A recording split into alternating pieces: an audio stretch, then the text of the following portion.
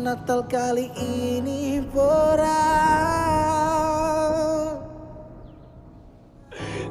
Natal kali ini Mama anak laki-laki susah dirantau.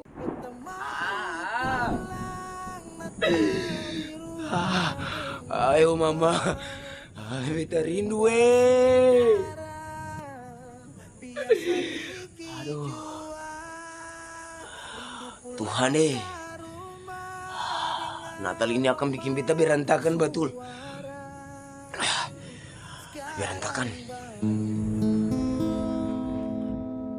Natal tahun ini tidak datang dengan tawa yang ramai. Ia datang perlahan, seperti hujan malam membasahi rumah-rumah yang retak, menyentuh keluarga-keluarga yang sedang lelah.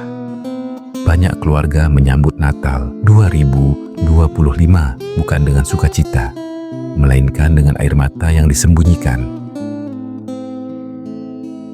Di luar sana, berita demi berita bermunculan di layar ponsel.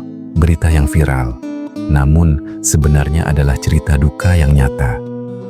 Ada ayah yang kehilangan pekerjaan. Di rumah kecilnya, seorang ayah duduk diam menatap pohon Natal buatan yang belum terhias. Anaknya bertanya polos, "Pa, Natal tahun ini kita tetap rayakan, kan?" Ayah itu tersenyum, tapi hatinya runtuh. Ada ibu yang viral karena videonya menangis di dapur, bukan karena ingin diperhatikan, bukan karena drama. Ia menangis karena harga kebutuhan naik, sementara penghasilan tak pernah ikut naik. Di atas meja dapur itu bukan hanya piring kosong yang tergeletak, tetapi juga tumpukan tagihan. Pesan masuk silih berganti. Nada notifikasi bukan lagi kabar baik, melainkan peringatan hutang yang jatuh tempo. Ia menghitung beras satu persatu, bukan untuk esok yang berlebih, tetapi hanya agar hari ini bisa dilewati. Natal datang, namun dapur terasa kosong. Lebih kosong lagi adalah hatinya. Ia ingin menyiapkan sesuatu yang layak, bukan mewah, hanya cukup agar anak-anak tidak merasa berbeda. Namun setiap kali membuka dompet, yang ia temukan bukan harapan, melainkan angka yang tak pernah cukup. Ia menahan tangis di siang hari, tersenyum di depan anak-anak, lalu menangis pelan, bukan karena ia lemah, tetapi karena ia terlalu lama kuat sendirian. Natal ini tidak terasa seperti perayaan, melainkan pengingat akan kekurangan. Dan di dapur sempit itu, di antara air mata dan hutang, seorang ibu hanya berdoa satu hal, "Tuhan, jangan biarkan keluargaku hancur." Ada keluarga yang menyambut Natal bukan dengan lagu pujian, tetapi dengan bau obat dan suara napas yang tertahan. Ada ayah yang terbaring lemah, bukan karena ingin beristirahat, tetapi karena tubuhnya tak lagi sanggup bekerja. Rumah sakit menjadi tempat paling sering mereka datangi, menggantikan pasar, gereja, dan ruang tamu. Natal datang, namun yang dihitung bukan lagi kue dan lilin, melainkan jadwal kontrol dan sisa biaya pengobatan. Ada ibu yang duduk di lorong rumah sakit, menatap lantai dingin sambil menggenggam berkas. Di dalam map itu bukan hanya hasil pemeriksaan, tetapi juga harapan yang semakin menipis. Ia ingin kuat, namun setiap kali dokter berkata, "Kita harus bersabar," dadanya terasa sesak. Ada anak yang belajar dewasa terlalu cepat. Ia tahu kapan harus diam, kapan harus menahan rindu, dan kapan harus pura-pura tidak takut. Natal kali ini tidak tentang liburan, Natal tentang bertahan. Di rumah lain, musibah datang tanpa aba-aba. Api, banjir, kecelakaan, atau kabar duka yang datang lewat satu panggilan singkat. Dalam satu malam, rumah berubah jadi puing. Rencana berubah jadi doa. Kursi Natal tetap ada, tetapi penghuninya sudah tak kembali. Natal datang, namun air mata datang lebih dulu. Ada keluarga yang bertanya pelan, "Tuhan, sampai kapan?" Bukan karena mereka tak percaya, tetapi karena mereka terlalu lelah berharap sendirian. Dan justru di titik terendah itulah Natal berbicara paling jujur. Allah tidak datang ke dunia yang sehat dan rapi. Ia datang ke dunia yang sakit dan hancur. Ia lahir di palungan agar keluarga yang terbaring di rumah sakit tahu ia mengerti rasa sakit. Ia datang ke rumah yang tertimpa musibah agar yang kehilangan tahu ia tidak meninggalkan. Natal ini mungkin tidak membawa kesembuhan seketika, tidak menghapus duka dalam satu malam. Namun, Natal membawa pengharapan yang tinggal bahwa di tengah sakit dan musibah Allah tetap hadir dan keluarga tidak sendirian.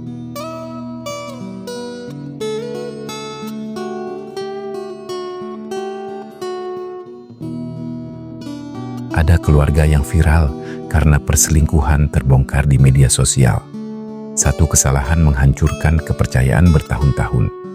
Natal yang seharusnya tentang kebersamaan justru diisi dengan pertengkaran. Ada anak-anak yang viral karena curhat di TikTok tentang orang tua yang sibuk dengan gawai, tentang rumah yang lengkap secara fisik tetapi kosong secara emosional. Ada keluarga yang viral karena kekerasan dalam rumah tangga.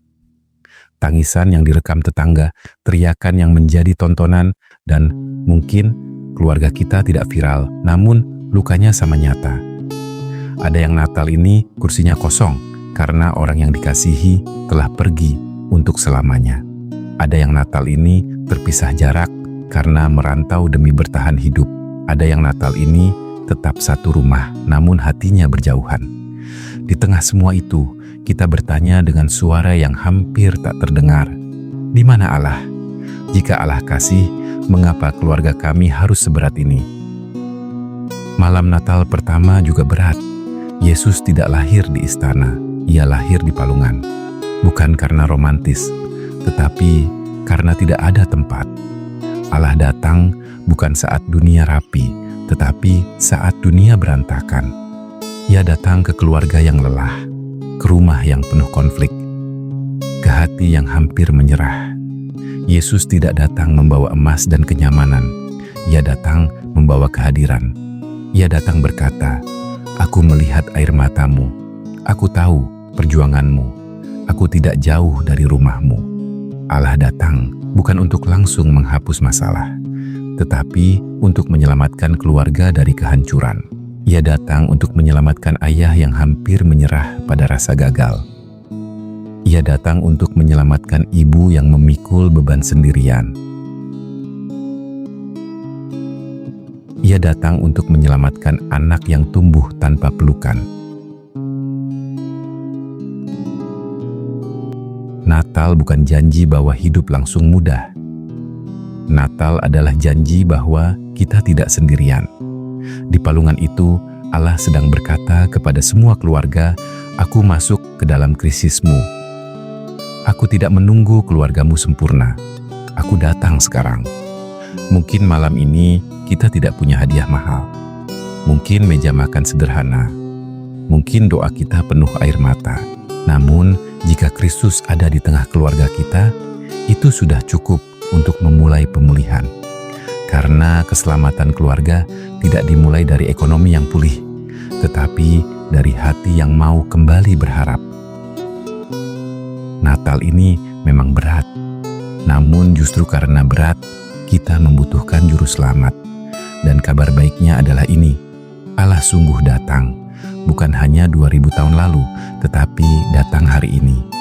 Ke jemaat kita di Sion Tolai, ke rumah kita, dan keluarga kita.